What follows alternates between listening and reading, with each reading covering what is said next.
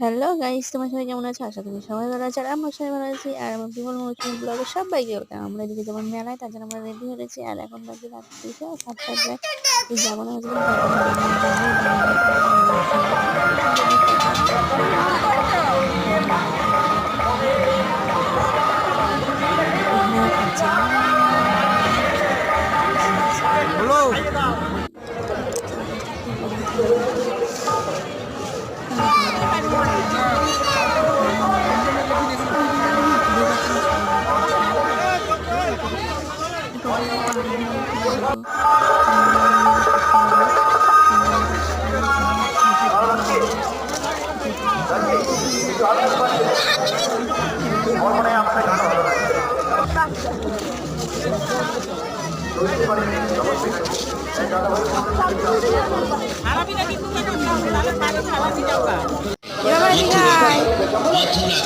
এই মথুরা কেক তৈরি করা হয় দুধ, চিনি, কাজু বাদাম, কিশমিশ,